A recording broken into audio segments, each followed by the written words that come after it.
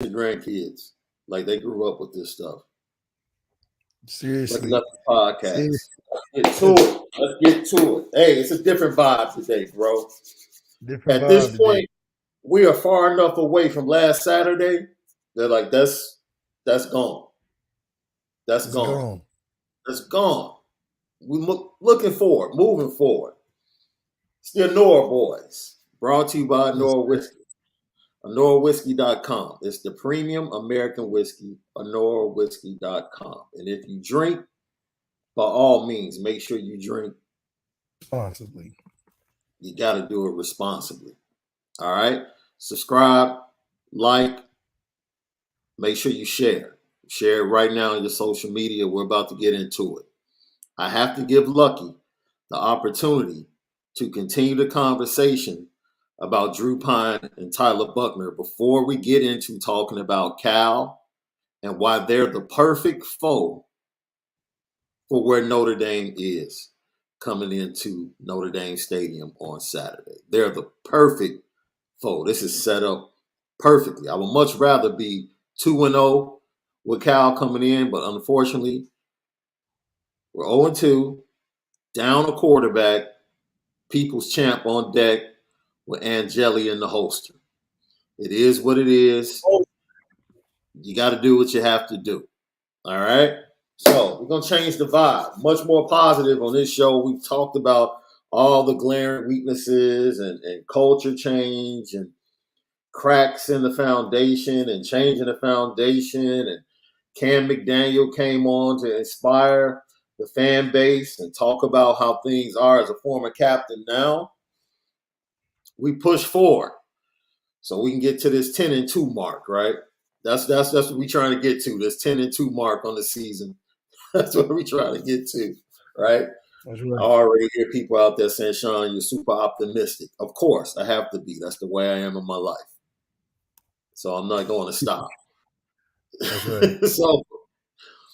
So yesterday, if you missed it, I was solo, but I was talking about the importance of the quarterback room really stepping up in this time and doing its best. And I described the quarterbacks at Notre Dame not being aircraft carriers. Like you guys know what aircraft carriers are. They carry everything out in the sea, right? The ships, the tanks, they carry everything that's in the artillery to get to the destination. We don't have that type of quarterback at Notre Dame. Just don't. That means the quarterbacks that we have to be supported. They have to be supported. Which we have. Yes, to give them the best opportunity to go out there and play at their highest level. I think with a week of practice and the captains taking a step forward and doing what they're supposed to do, and we're having Cal as the opponent, I think we might begin to see things turn around and things going in that direction. I wanted to get your view because you've had this experience. Is it possible for Tyler Buckner to become a better quarterback by the time he takes his first snap sometime next spring? That's a great question. I think it's definitely very possible for Tyler Buckner to get better. I think it's hard to replace those practice reps he's going to miss this season because at this point he needs more in practice reps. Nothing can replace the in game experience or the live practice experience with 22 guys on the field at the same time. However, he can grow his knowledge a lot more uh, now that he's in the opportunity to be able to learn and take leadership from helping other guys learn. So a key thing he can do is be able to get with those younger guys constantly, be in their ear about and encouraging them about being involved and learning what they need to do and helping them get along, throwing with them after I'm not throwing with them. Getting with them after practice and talking to them because when you teach, you also learn faster for yourself. So for Tyler Buckner, I think he can become a very good student of the game, but also be able to physically get better and lifting in the areas in which can stay away from the injury, but also learn your body and physical therapy. So there's a ton of growth that you can have not being on the field, even though not being on the field is definitely affecting uh, a development in some ways as well. It's interesting you talk about that because one of the things I pointed out is, physically you might not be able to get those reps, but you can transform who you are as a quarterback, right? Like, we thought it was disrespectful the way the NBC broadcast spoke about Tyler Buckner during the game a couple of times. And if you don't want people to see you as a glorified running back at quarterback, you No, a can make that, glorified wildcat, yes, glorified wildcat. which is different because anybody can be a wildcat quarterback. That's the problem. Anybody. You can put your punter, you can Yeah, put that's your true. tight end, you can put anybody there, and it just means you're the fastest or the most athletic on the team. That's disrespectful. So that means that he needs to put in some work in the film room because you can start to make the mental transition away from depending upon your physical attributes at that position. Being able to recognize, see things, formations, what the defense is showing you, not being baited into certain things like the Marshall defensive backs were able to do to you last week on two key occasions. Those are things that you can get better at in the off season, even while you're on the mend from an injury. So, that was my thought process. Like, Drew Pyne can get better, Tyler Buckner can get better, this team can get better. And now, if things turn around, you create a very interesting situation going into the offseason, right? Because there was a time when people were talking about Drew Pyne possibly being the one in the transfer portal. If Drew Pyne goes 9-3, if they go 9-3 with Drew Pyne at the helm, meaning that will be one loss under Drew Pyne as quarterback, Tyler Buckner is not going to be the starting quarterback going into next season. I mean, we're gonna lose more than one game because we lost to Marshall. That means every game is in jeopardy. That's true. We made Until we until made proven different. Until until, proven different. but it ain't. Look, after that Ohio State game, we took all season to score 7 points. It doesn't get better in the season. That's like you don't get more healthy as the season goes on, unless you do drastic changes. But at this point, you're just trying to ride this season out and develop guys where you can. So, younger guys, I expect a lot of young guys to play Cal, not just because we're winning, Yeah. just because it's time to develop those guys for next season. So that's a perfect thing. I'll jump in right here.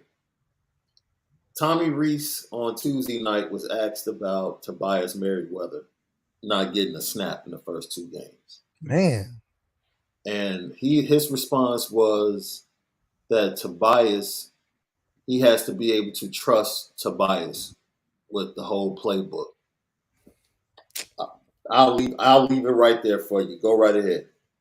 it's such a cop out. It's such a cop. What do you mean? Trust? First of all, you don't even call the whole playbook. You call a handful of things, and it's such a cop out too because in the game and going into a game, you're calling a certain amount of things in a week. Now, if he can't get this certain amount of things in a week, that's an issue. But then again, from a talent perspective, and from what you've asked receivers to do the first two games, there's no reason in the world why he shouldn't have been in. Because all the receiver would had to do was block, block and run open, block and run open. You didn't even have to run the right route because he wouldn't have thrown it to you because we was running the ball. So there is no excuse not to put him in there other than you either trying to hold him off for CJ or you just don't know what you're doing because there's no point of putting him in there if you're not throwing it. So I hate the cop out answer, but then again, I do coach as well. So I'll have guys where I'm like, man, I don't care how fast you are. Mm.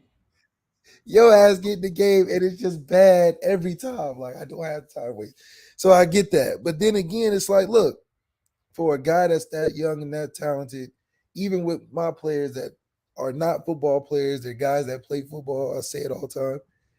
I just tell them, hey, in this play here, when you hear this play, you get in for this play and run this route, and that's it. And they can do that. But it just comes down to what are you paying attention to? Are they this that important to you this season to put in? But if you don't think so, nobody else is checking you on it because there's nobody else there but you. So you can say anything you want up there on the podium. Lucky Lefty podcast. I think it's safe to say that Left is not happy with the offensive coordinator, what he's put out in the first two games. And, we have a comment right here. We'll get to it right now, right? Our guy, Josh Buffo, the motivational business banker. Hey, Josh, let me hold $1, bro. Saying this, talent has no age. Play the best 11. Age be damned. C on the chest be damned. Play the best 11. Talent has no age. Prince Jr. Tobias Sneed catches and tackling time for a change. Look, are there certain positions? Because I want to be fair before we dig into this a little bit, and then we'll get to Drew Pyne.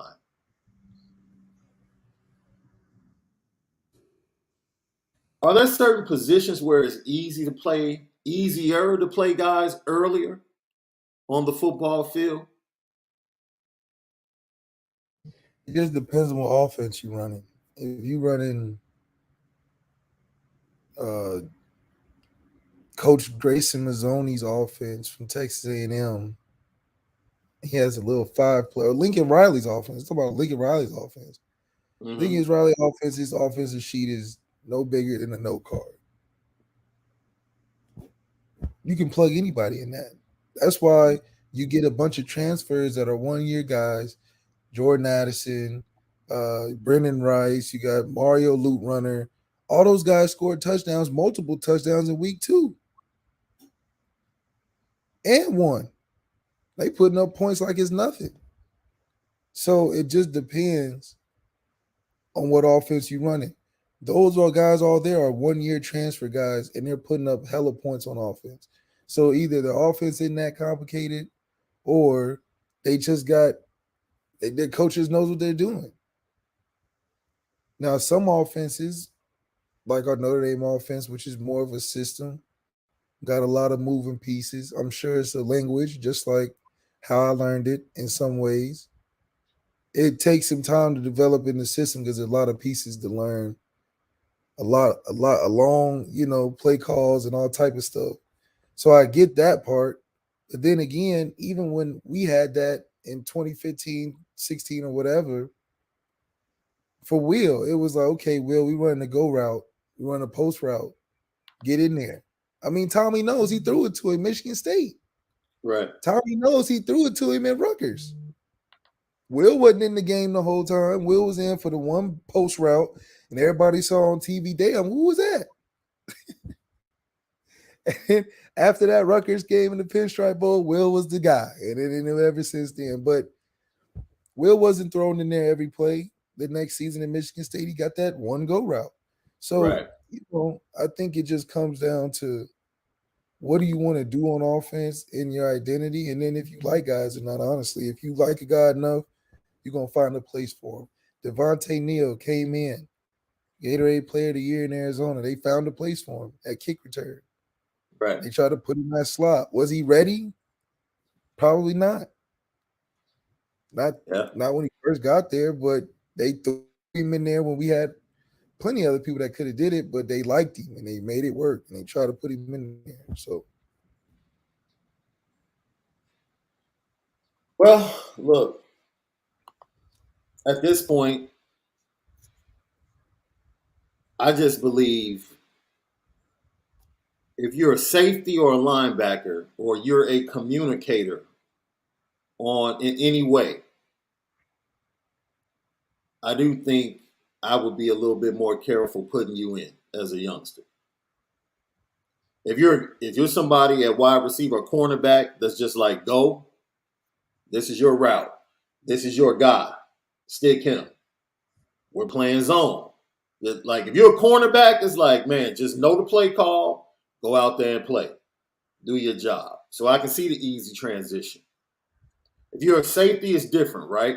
Because you're making checks, you're making calls, you're communicating to other people. Can you really trust a freshman to do something like that? Same thing with like a middle linebacker. Can you really trust, a junior Tulamaka game one, come out there, make the calls?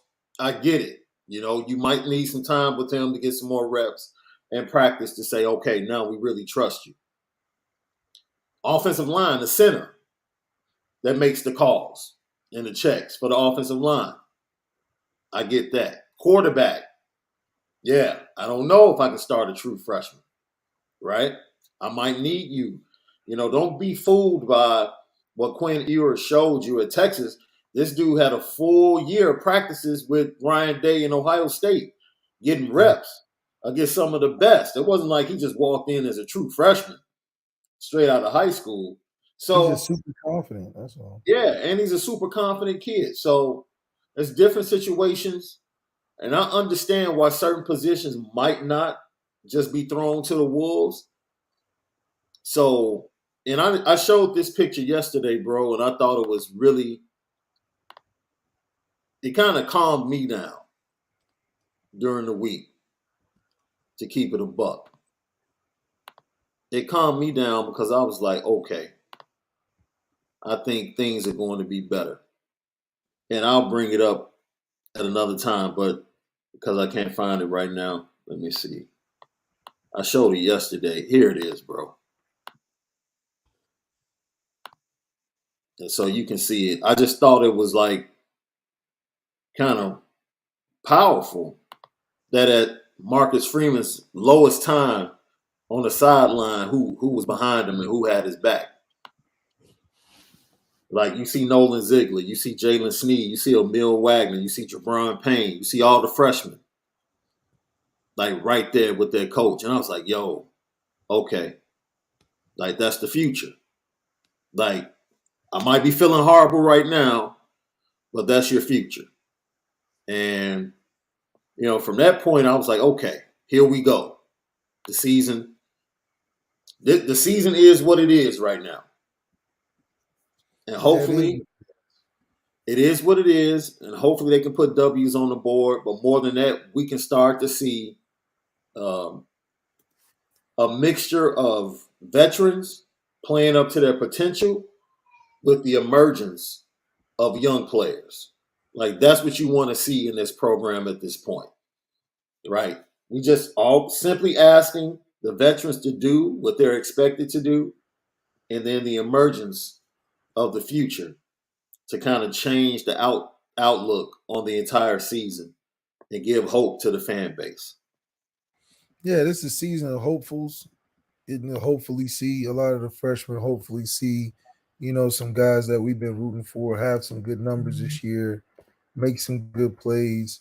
But in terms of, you know, chasing what we, set out in the season, what Isaiah Falson came back for, and all of that, obviously is over with. However, we still playing a lot of really good teams that are still competitive, and you can still raise your draft stock. You just can't get to the championship. Lucky Lefty Podcast. Let's get into Drew Pyne. First, big moment, I would think. Like he's always been known as the people's champ. That's kind of been his mantra, his ability to bring energy off the bench and energy to the team and the respect he has on the team and preparation he's had. I don't rock with people that try to use the fact that he came off the bench cold to explain his interception. I don't want to hear that. I don't want to hear that, dude. You're the backup quarterback. You're always one play away, He really and that said was that. so. He really said that. Stop. Yeah, people said that. Like he came off the bench cold, so you can't blame him for that interception. It's like, come on. Cold ain't got Like, nothing to do with your eyes. Your eyes none, ain't cold. nothing. I never heard your eyes being cold. You saw what you saw. You thought it was right. It ain't got nothing to do with your arm, though. Your arm was a result of your bad decision making. Don't blame your arm, blame your eyes. And your eyes can't be cold. And hopefully his eyes are much better on Saturday. Yeah, hope say he should have said, man, I should have put some glasses on, man. I thought he was open. Seeing double. Then I would have been like, that's a realistic answer. Don't be talking about you was cold. That's an excuse. If you cold, then go put a jacket on in the locker room. And we'll get somebody that else that's warm. It's hot outside. So I don't believe it was cold. It was hot. I've been in some cold games at Notre Dame where I could be like, okay, I get you. It's the second game of the season. It's hot. Ain't no cold. Right. So metaphorically, physically, I don't believe it. All right. You're not down with that. All right. I just thought I'd throw it out there, dude. That's So he crazy. gets his first full week of preparation. He's going up against Cal. I'm going to just keep it a buck with you, bro. Cal puts up 20 points a game, and they give up 17 points a game. That's all that needs to be said. That's all that needs to be said. And as bad as Notre Dame's offense has been, it's still better than UNLV's offense. And UNLV actually moved the ball on Cal in the first half. Man, look, that game was so hard. That was one of the hardest college football games to watch, to prepare to talk about it. That Cal UNLV game. And we played both teams, by the way. We play both teams. We played both teams, by the way. So, you talking about the right opponents to get right for Notre Dame? They have two coming up on the schedule that they should be able to get right before they hit the true meat of the schedule. What do you want to see from Drew Pyne this week? I mean, I expect him to play well. I mean, he's a fifth-year senior. It's a team we should absolutely dominate. He did all right versus Wisconsin. I think for him, it's just about gaining your confidence with Tommy. Y'all syncing up on the right play calls. Y'all taking some shots. I think we'll see a totally different offense than what we've seen the first two games, which is going to be a talking point next week. But I expect him to be like how Tommy probably wanted Drew to be the starter in the beginning, probably. So we'll see a lot of Michael Mayer, a lot of Lorenzo. We might even see some Lindsey. And then by the end of the game, we'll start seeing some Jaden Thomas and, the younger guys. Tobias may make an appearance because we mentioned it this week in the presser. So we'll see what happens. Yeah, hopefully moving forward, the offense grows. Like, I know you call BS on the fact that, we played it. And I think Marcus Freeman was being coy, saying that the offense doesn't change a lot, moving from, Tyler to Drew. And maybe that's the case from the running game, as far as like the running plays they have and the passing plays they have. But as far as not being able to go to Tyler in the run game, I promise you, we'll not run the ball 2 downs in a row. We're not going to come out first, second down, run the ball, then third and long, try to pass it. I promise it won't be like that. Do you think Tommy's going to go to his Jack Cone Fiesta Bowl package? No, probably a more running, but it'll have some Jack Cone Fiesta Bowl for sure in there. For sure. You don't like that, though. You wouldn't like that. I would like it, but I wish it would have been with Tyler so he can stay healthy. And that was your thing, right? You thought it was just a disservice to Tyler Buckner to just put him in harm's way like that.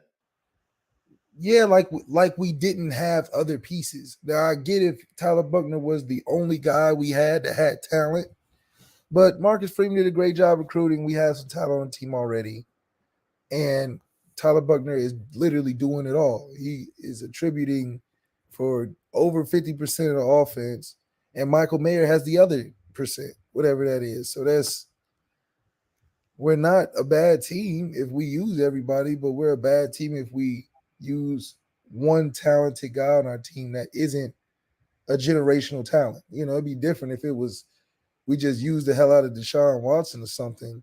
There's Deshaun Watson. He can handle that. Right now, Tyler Buckner's not can't handle that type, you know. He's just not the same player. And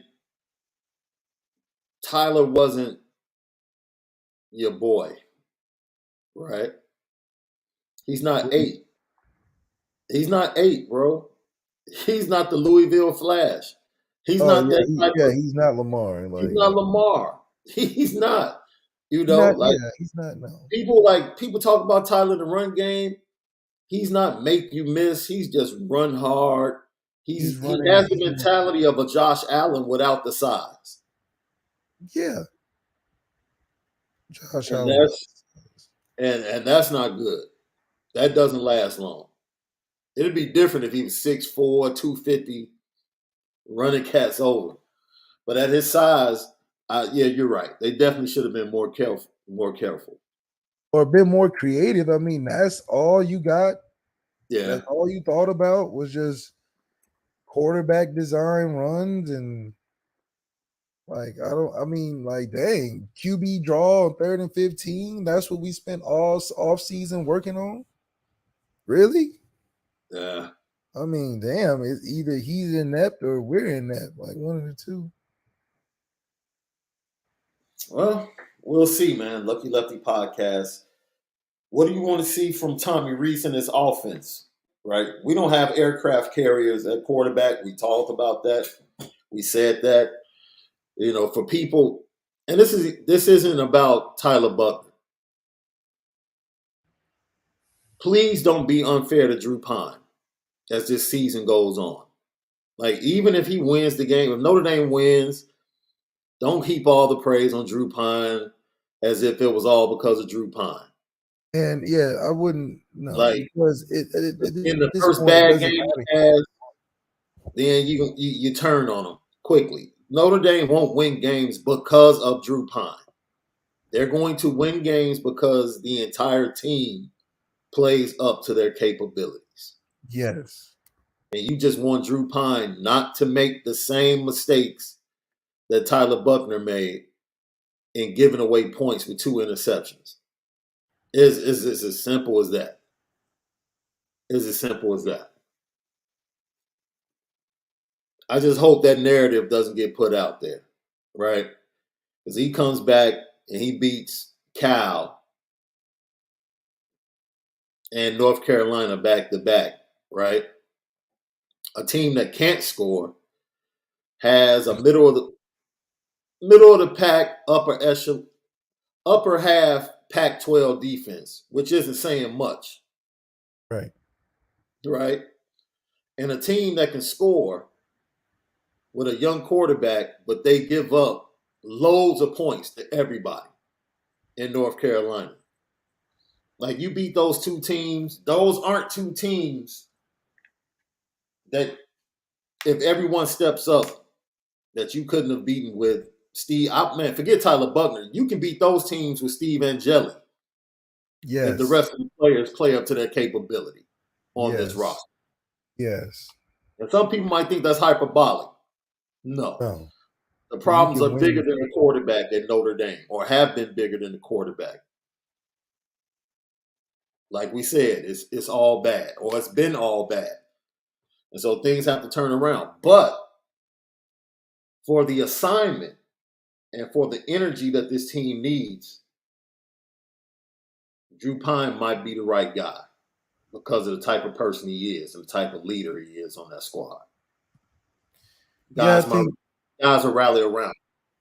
Yeah, I think for a team with no expectations at this point, Drew Pine would be a perfect guy to go in there and galvanize it and give you the feel good that we can win and have fun and it not mean anything, and then we can just laugh about it later. So he definitely is a great quarterback for a situation like this. Low expectations, let some guys make some plays, have a good senior year, and then we might play you might play well enough to get a backup undrafted job somewhere next year. I didn't realize until I watched it again this week. Notre Dame played all three quarterbacks against Cincinnati last year, bro.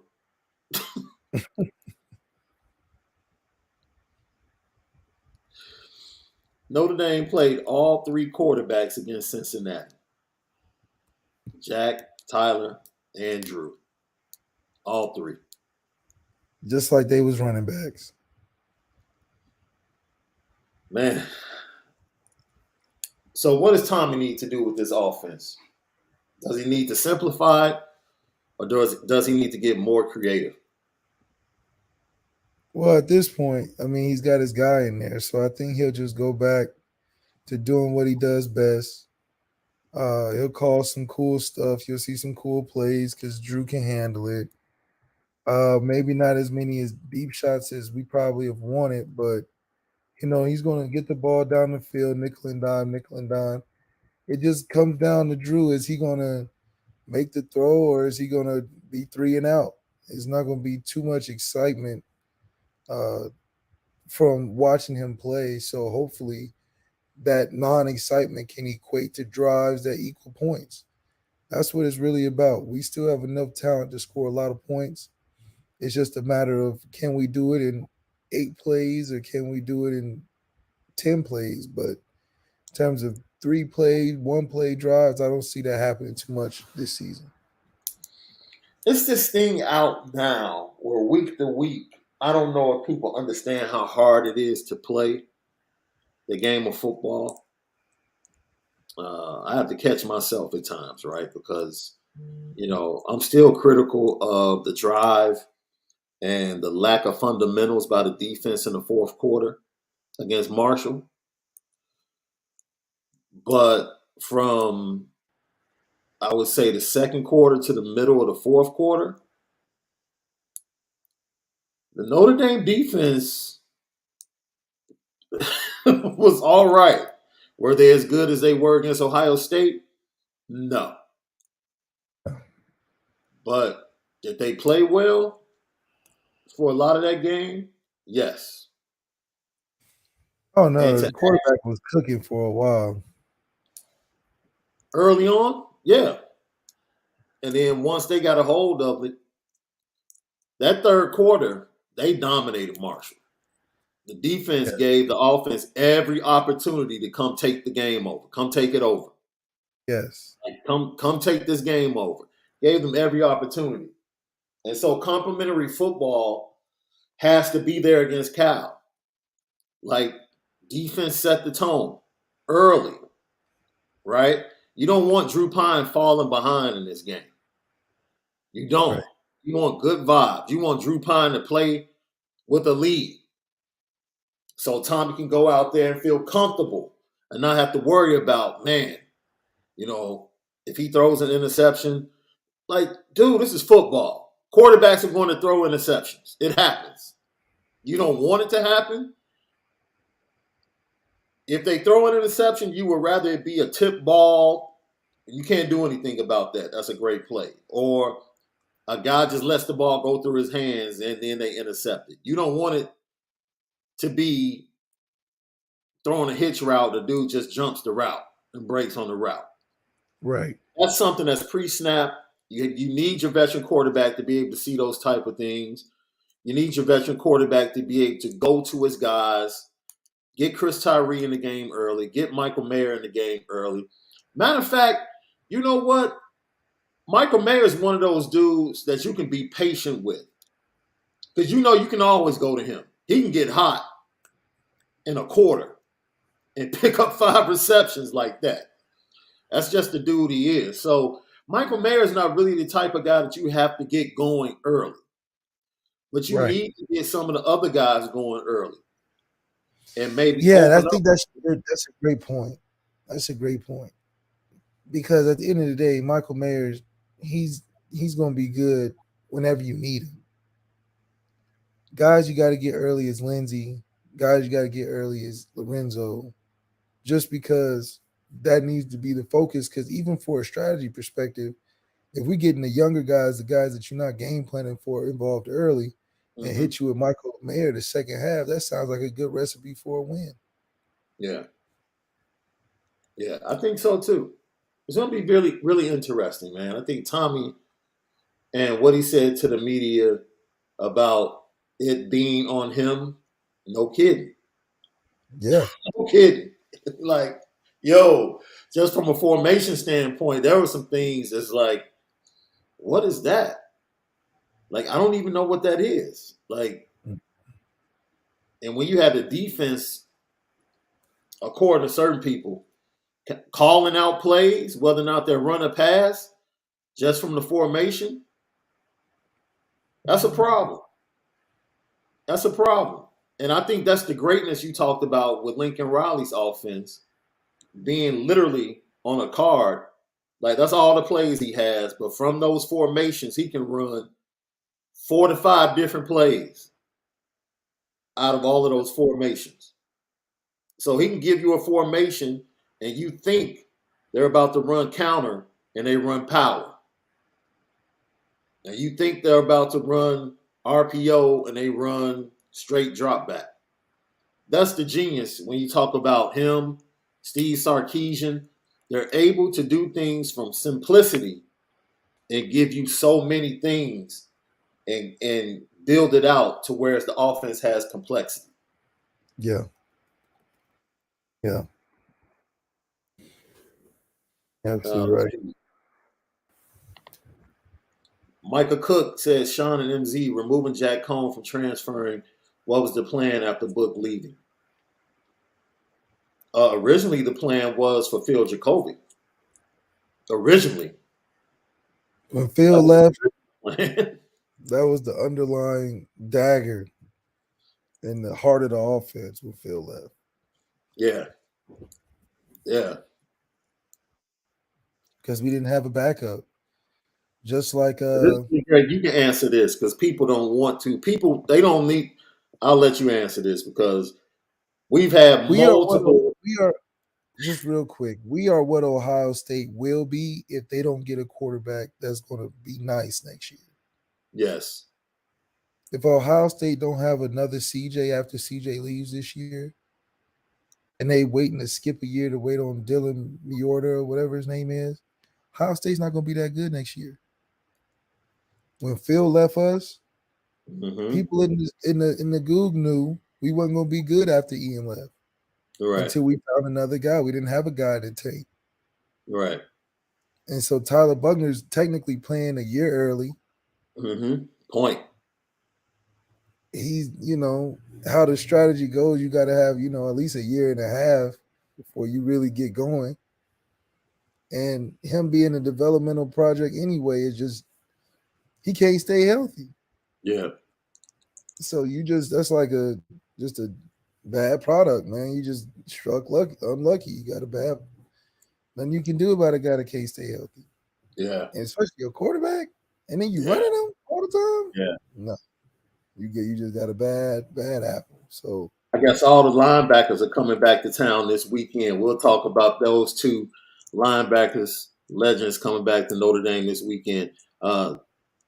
This name always gets me, so I hope I'm not saying it wrong. Some people pronounce it Steven, some people pronounce it Stephen. The mortgage man. Uh, Come on, man. And this is going to be simple, right? Because this just speaks to the low expectations in this fan base that was created by Brian Kelly. How did the ND football program go 44-6 and beat the likes of Clemson, FSU, VTech, LSU, Michigan, USC, Stanford, Wisconsin, UNC the last 4 years if the culture was so bad? First of all, I have to ask you this. What team on there in the last 4 years can you really stand on? FSU in the last 4 years stunk. VTech in the last 4 years stunk. LSU in the last 4 years stunk. Michigan in the last 4 years stunk. Exactly. USC in the last 4 years, stunk. Terrible. Stanford in the last 4 years, stunk. We told you last year that Wisconsin stunk before the game. UNC stunk in the last 4 years. You tell me the win you want to stand on besides Clemson, which was without their quarterback. And when they got their quarterback back, what did they do to Notre Dame? They smacked them. Yeah. So Exactly. you put all those teams up there to say what? This is what I'm talking about. I said it. Notre Dame is no closer to winning a national championship than they were in 2015. There Yeah, we're was not. no progress made to close the gap under the previous regime. So you can be happy with 10 wins, 11 wins. You weren't a national championship contender, not a legit one. You No. weren't. No. Like, not, so basically that's putting lipstick on a pig. Because all of us, I think all of us here want national championships. Yeah, all of us here want to win. Yeah, that's what we Yeah, want. this is Notre Dame, dude. We're not happy with 10 And wins. yeah, You and know, then most of the, let's by be 6 honest, most goals. of the teams you named aren't on a mission to win a national championship like us. No. You They're trying to win really their happy because you beat Virginia conference. State? They're trying to win their conference. These teams set out every year to win the UNC is trying. We just want to be good in the ACC West or whatever. Man. USC is just like, look, we just want to get back to having some good players. Now they're speaking a different tune right now, which is awesome because USC's model for a first year head coach was different than our model. Marcus Freeman came to set a foundation, came to put something that can last 20, 30 years. What we know about Lincoln Riley is fast food. Yeah. He gonna go in there, blow it up, 3-4 years, gonna look great. Yeah. After the 3-4 years, he know he gotta leave. He know he gotta get this skedaddling. Because it's just gonna be a story here, leak here, something happen here. Get out of Dodge before it get bare. Lincoln Riley's great at that. If you want your program to be good for a quick 3-4 years, get you a Lincoln Riley, a Cliff Kingsbury. But if you want something like Notre Dame wants to build, then you get a guy like Marcus Freeman. It's just going to take a lot of time. It's going to take a lot longer. Marcus Freeman's not going to go in there and win you a national championship soon. Not the way he's trying to build things. Lincoln Riley and Marcus Freeman came in doing things different.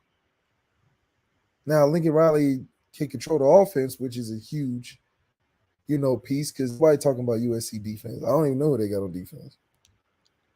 At this point, it don't even matter who they got on defense. They have so much star power on offense, it don't even matter. Well, that's the thing. Like when you have an explosive offense, when they went from Stoops to Lincoln Riley, the offense took off, but the defense became worse every year. Every year. You know what I'm saying? So you have a defensive guy take over and transition from an offensive guy, and the offense struggles. Like it's the same transition that happened under Lincoln Riley. As soon as he stepped in, people started saying, "Yeah, where's the defense though?" So,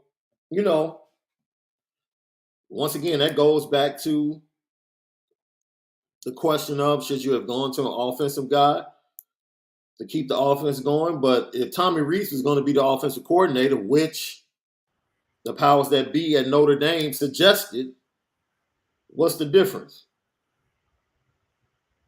What's the difference? I see a question a couple of times. Somehow, some way, our super chat. I was on the phone with Google all day yesterday, so our super chat should be back soon. We don't know super how. chat. Hey, there We must have don't been know some how. Ohio State fans running that super chat. They was hating on Yeah, us. we don't know how it got disabled. Google was asking me to send a picture of people asking where the super chat is, and I'm like, man, what in the world you want me to do? So yeah, I just took a Snapchat.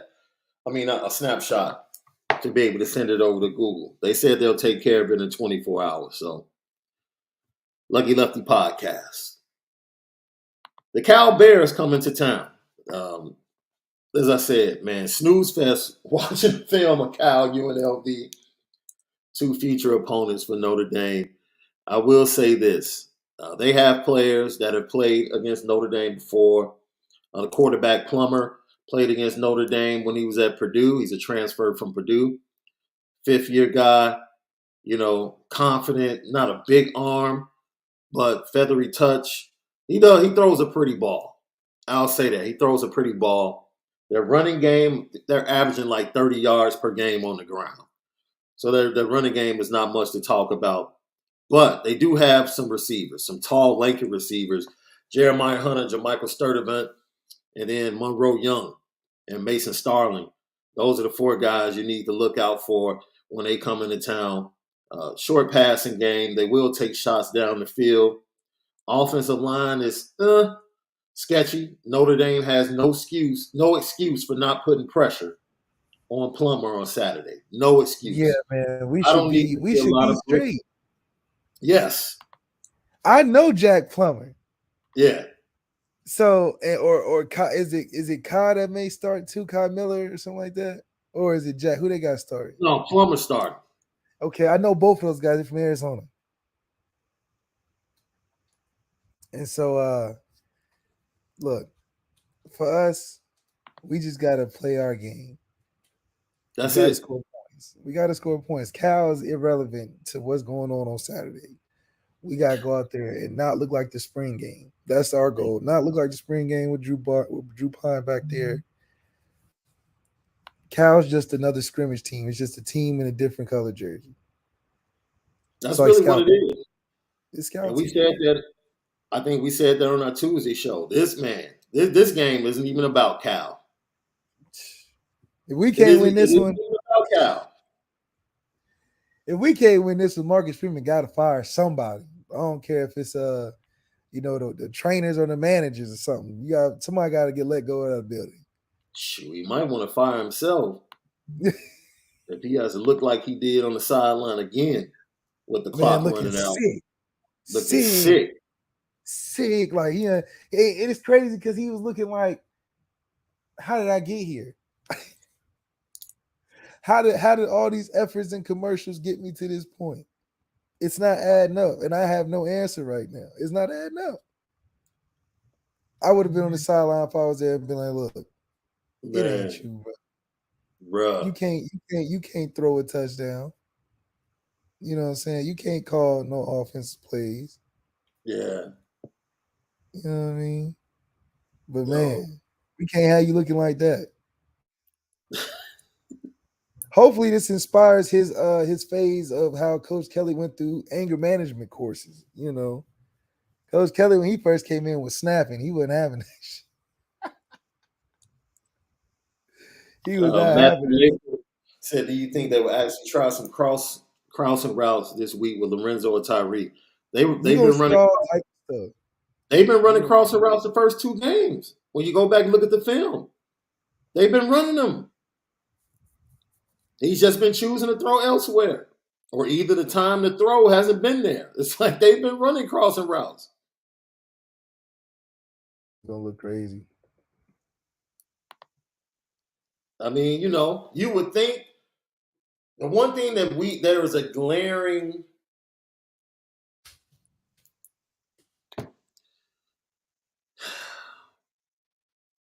hole from the game plan is the lack of screens. Just simple running back screens, especially when your O-line is getting beat.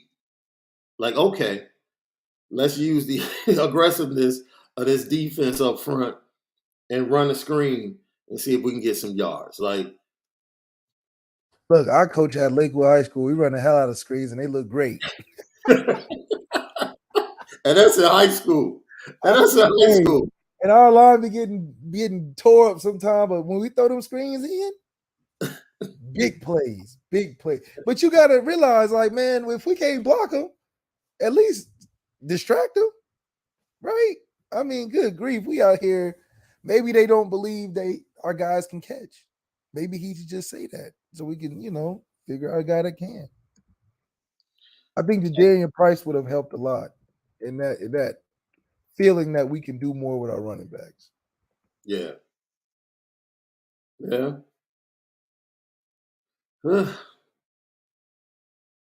I don't know. People talking about, man, people are funny, yo.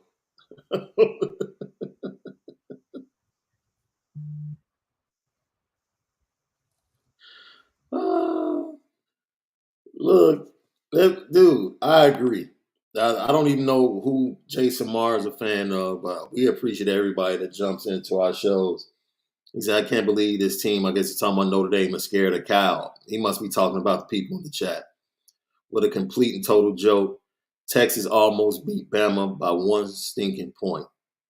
See, this is when people get caught up in present relevance. Like, dude, Texas just got relevant off a loss. So they Like, literally they just got relevant. Let's like not act like Texas A&M beat Bama last year and just lost to App State. So, dude, relax. Relax. Relax. And I venture to say, and I'll stand on 10 toes with this. If Quinn Ewers stays in the game, Texas probably puts up more points. But guess what else would have happened? Guess what else would have happened? Bryce Young would have stepped on the accelerator a little bit earlier. Mm-hmm. And Alabama still would have been right in the game. Alabama still didn't right in the game because they would have went back and forth. Exactly.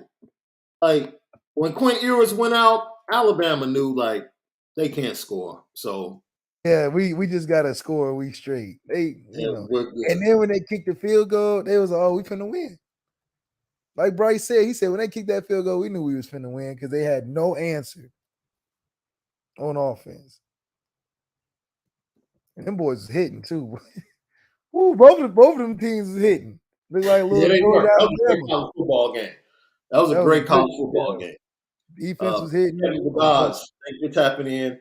Why does offense look so effortless for the majority of teams, yet we struggle to get the simple first down? Quarterback, man. Quarterback. We ain't got no guy. What do you mean? Yo, quarterback. Like go ask Penn State fans how frustrated they've been the last 2 years. Yeah, go ask a Kent State fan how they feel. And they continually put wide receivers in the NFL at Penn State every year. But offense, they have the same questions. What's wrong with our offense? Your quarterback. Why is Iowa only putting up 5 points a game? Their quarterback. Yeah, I didn't even know they had it. Yeah. And they've been putting up guys, though. They got a couple guys in the league. Why has Arkansas had a resurrection offensively? Quarterback. That's it. That's it. That's the only reason they became relevant. Quarterback. Because Arkansas was always Arkansas? A running team. Every team in the SEC got a solid defense, so that wasn't it. That wasn't a moving piece. They just didn't have no offense. Yeah. Drunk Vigo. Let's interview Mark Helfrich and Tom Herman. You can keep Tom Herman. You can keep him. I don't do fraud geniuses, dude. People that get this genius thing and get exposed, I don't do that. Get exposed, man. Yeah, because Brian Kelly was considered an offensive genius. Brian Kelly, it should be a hiring genius. He's a hiring genius. He can hire the hell out of some people, Mm-hmm. Now I agree with Matthew Maple right here, bro. Bill O'Brien is a trash OC and does not bring the same level of game knowledge that Sarkisian did. And yet, he was in the national championship game. And if his star receiver doesn't get hurt, he probably wins it. Does he own the right team? Because he had the quarterback. Oh, yeah. Right? Because the Alabama offensive line was abysmal all year. No running game. Nothing. Bill O'Brien had Tom Brady. Think about that. That's where you start hearing about where Bill O'Brien came from. Why Tom Brady made whatever he was calling, made it look like some genius stuff. Yeah. Oh, yeah. Yeah. He called something crazy. Tom be like, I got it. I'll fix it. Touchdown. Yeah. Yeah. And Who see, called that amazing play? Will E said Arkansas had a resurrection because of the quarterback and coaching. Because of the quarterback. They've had 15 Take good coaches. KJ Wallace off the field, and we'll see how good of a coach Pittman is. Take him off the field. Bielema was nice at Wisconsin when he had Russell. Facts. And then when he went to Arkansas without Russell, he got fired. Nada. He got fired. He went to Arkansas without Russell, got fired. Nada. So at Wisconsin, he was out there running the storm up, had the team 5 in the country, 3 in the country. Lost Russell. I keep saying, did I say KJ Wallace? Did I say KJ Wallace? Yes, KJ Jefferson. Yeah. I meant to say KJ Jefferson. KJ Wallace was quarterback at Georgia Tech, right? Yeah, I think so. No, Georgia Tech is Chris Sims. No, I'm not talking about this year. I'm just saying that was a former quarterback. Oh, yeah. Yeah, that's where it popped in my head. Yes, Jadarian Price. Would have been huge. I can't even tell you how huge of a loss. His injury was huge. I'll leave it at that. Very a lot huge. of it was because I think if any freshman was to play, it would have been him. It would have been him. Like, because Logan Diggs, they would have probably tried to, college football Logan Diggs. Yeah. And then you would have started seeing a lot of Jadarian. Yeah. And then it would have been like the Jadarian show with Chris Tyree or something. Yeah. I'll say this, and I don't think I'm being hyperbolic. Jadarian Price was on the path to taking the first snap at Ohio State as a true freshman. That's how good he was. Okay. He was on the path of taking the first snap at Ohio State. That's how good he was. If that's the case, that would explain the low production on offense. Because if him and Aldrich were 1 and 2, then it would have opened up a little more for Tyler in the pass game. Yeah. I don't think Tommy felt confident running Chris Tyree in between them tackles like that. Yeah. Yeah. And then Logan Diggs was like nowhere to be found. He jumping on the one and not getting in and all type of crazy stuff. Facts. How you jump in on the one and not get in? And you jump over the line. You jump over the line and don't get over the line. How does that happen? Oh, boy, you crazy, bro. It was serious. It's like, man, cut it out. You jump over the line and don't get over the line. But you jumped like he jumped over the dude though, and didn't get in the end zone. It's the 1 yard line. Coach Big 7, thank you. Do you think the quarterback struggle could change MF ideas on NIL and quarterback recruiting? Marcus Freeman has nothing to do with the way Notre Dame approaches NIL. That's an institutional or quarterback situation. Feel like that's a where's Kenny Minchie at? You gotta hit up Kenny Minchie, man. Kenny Minchie is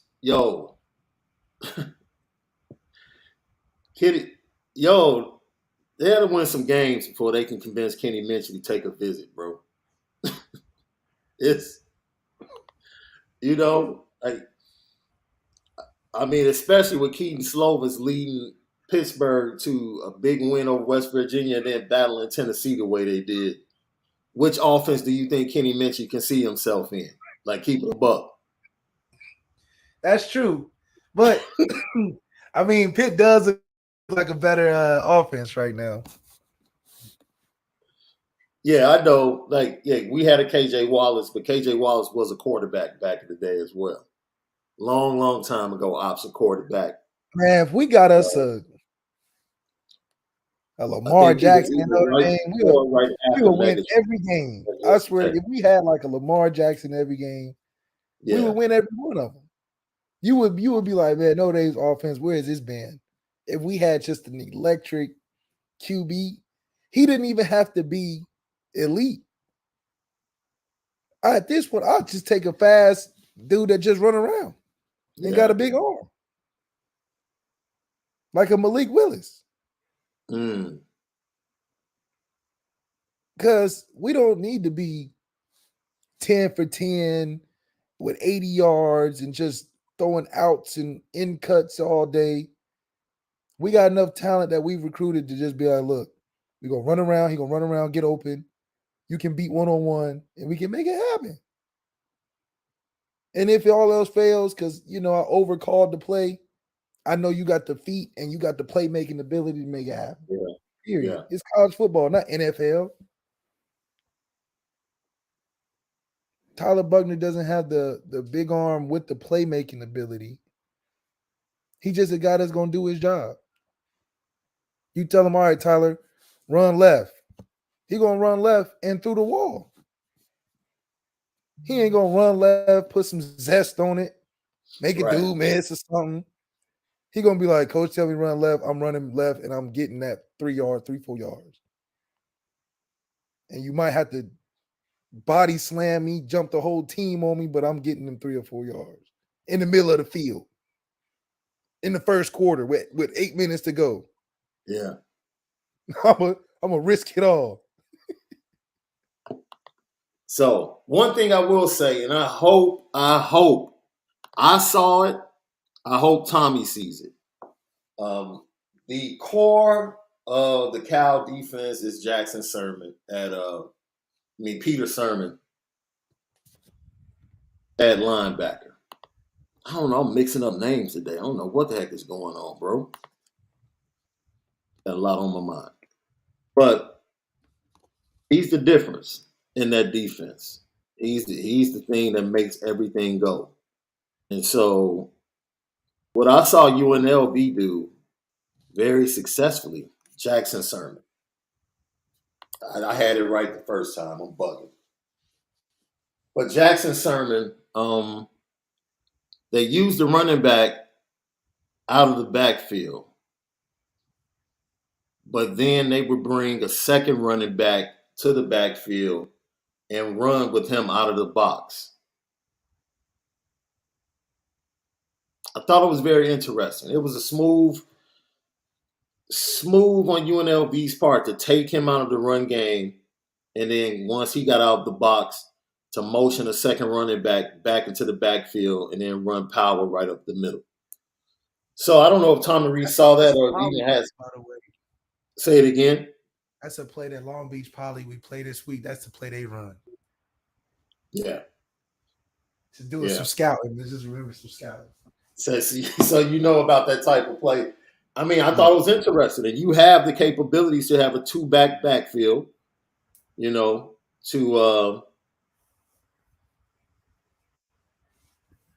any of those two guys and motion one out that Sermon has and man-to-man, and then run right up the middle and get some easy yards because he's the straw that stirs the coffee for that defense.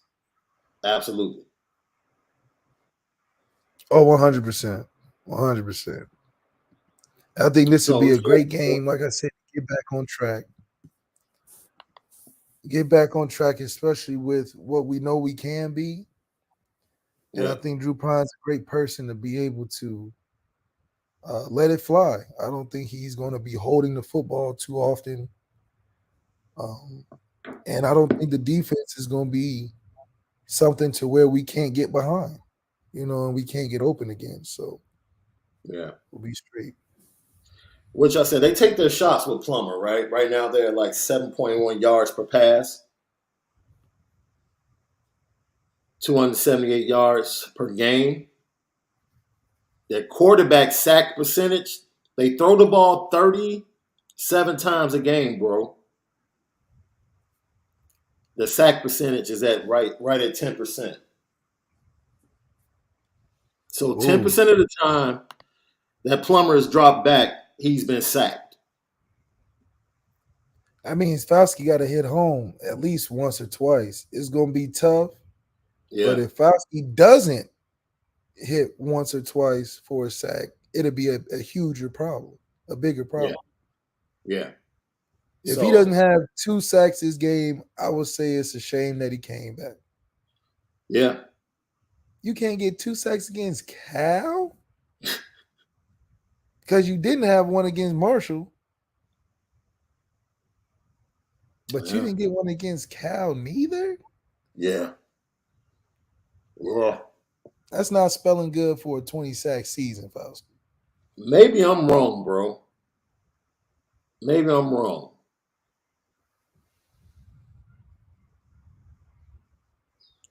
If I come back to win a national championship and improve my stock in the NFL, man, I probably would have been so hyped for that Ohio State game. Forget Marshall and Oh man, Kyle. forget Marshall and Cal. I would have played with so much energy in that Ohio State game. You would have had to carry me off the field.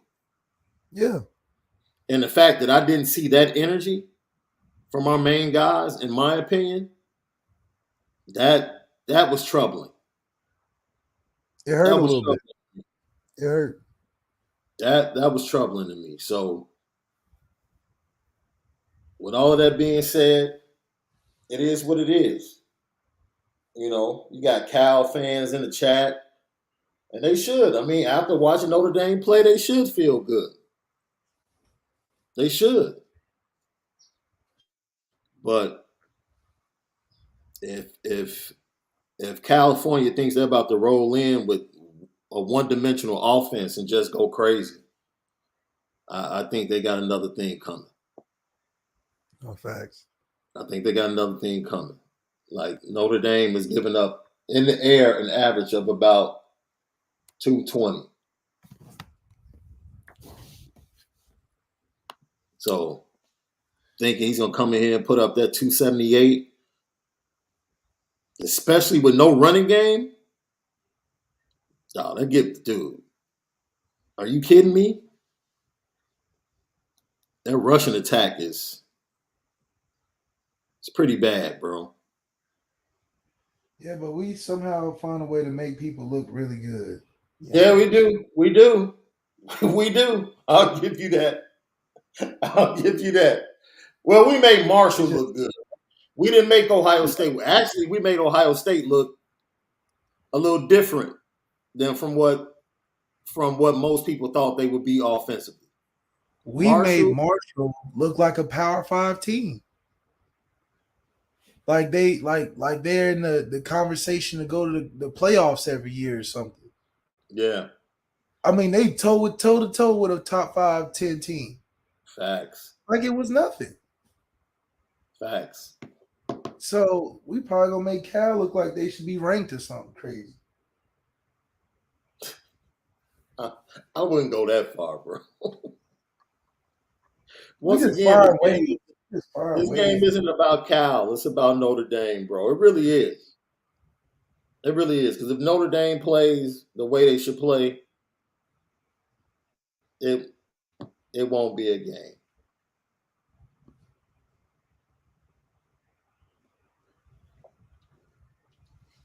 That's it.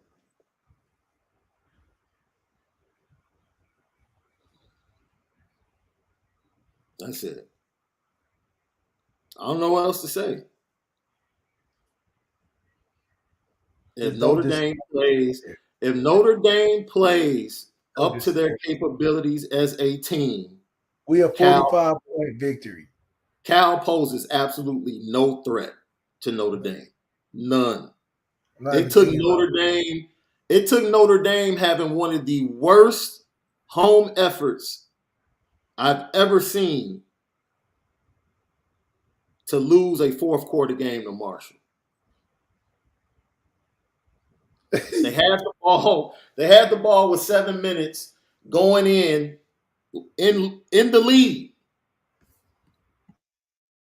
and just played the worst last 7 minutes you've probably ever seen at Notre Dame Stadium.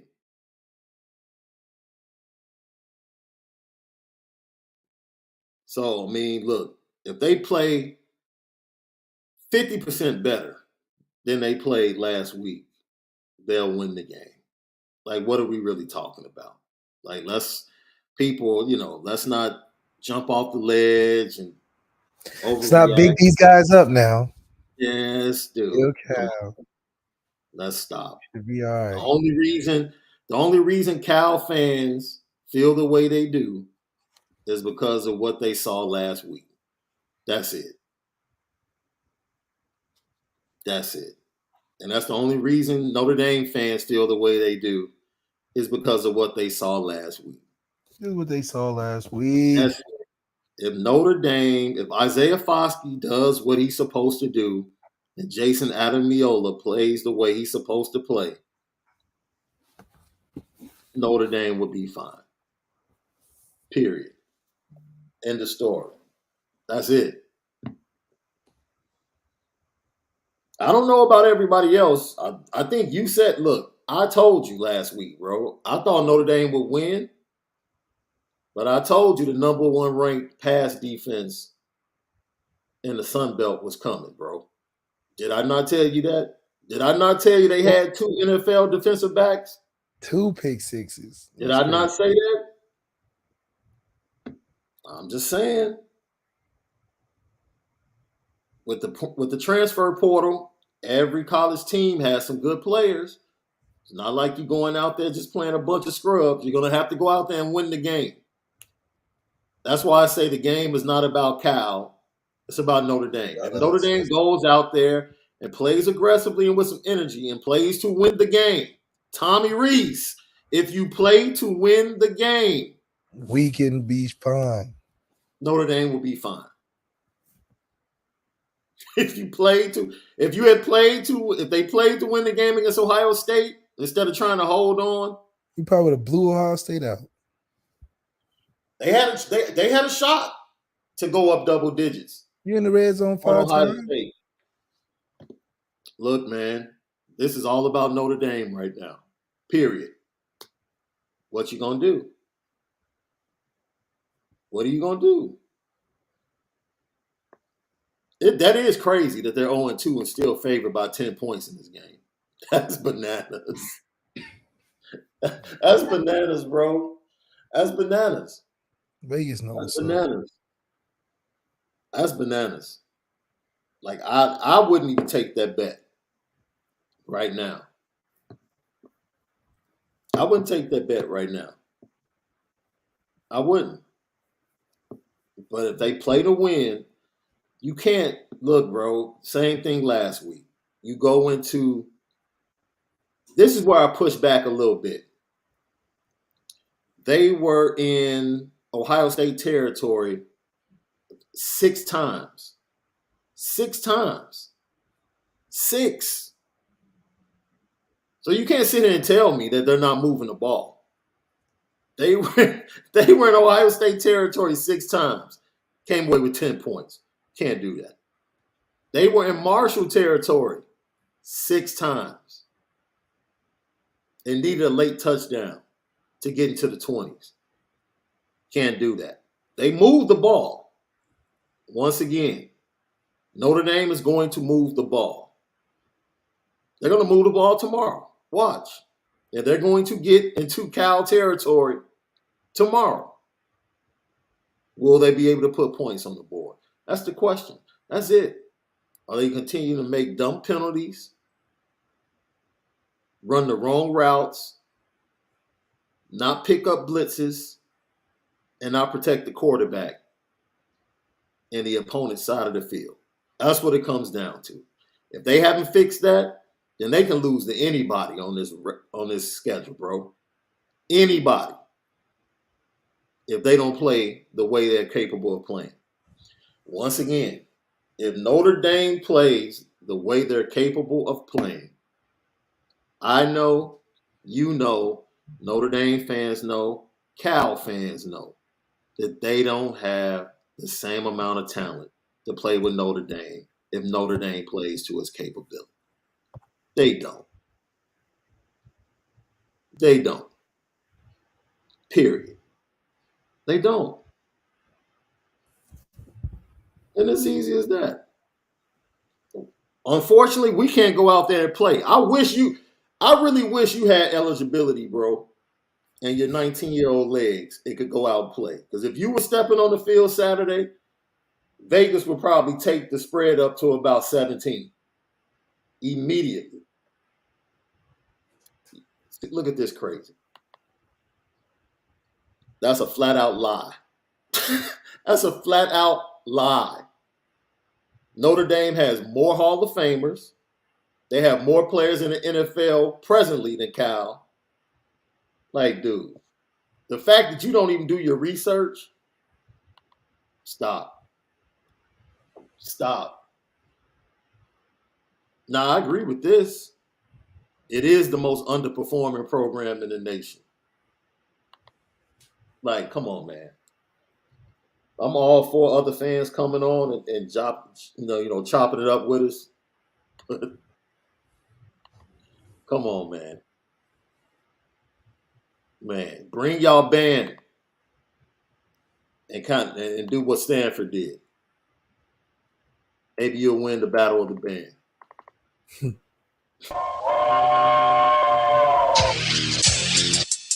Petticoat,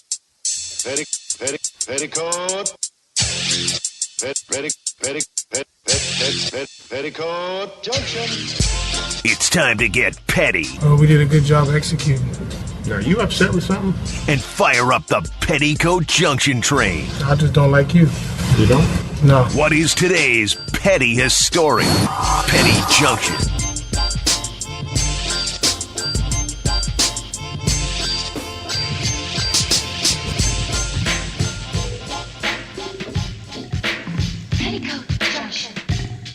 Petty Junction, Petty Stories of the Day, brought to you by Onora Whisky at NoraWhisky.com, that premium American whiskey at NoraWhisky.com. If you drink, make sure you drink responsibly. Brett Favre. Petty train.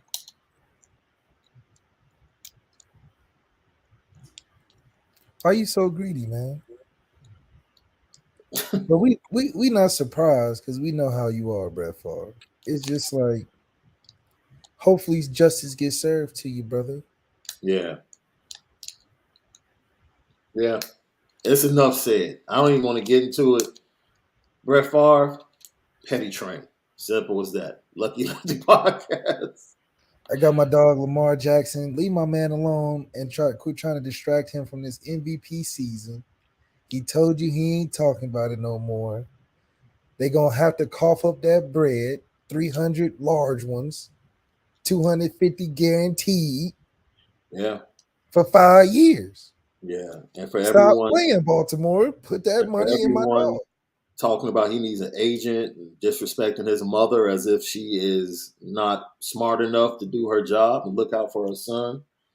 Understand that with the new TV deals, the salary cap goes up in the off season, and they know that. Pay that man. Lucky Lefty Podcast, man. We'll see you tomorrow for the Culture Friday. We'll have the fans on the show. Hopefully, the Super Chat will be back. Have a great Thursday. Most of all, make sure you spend it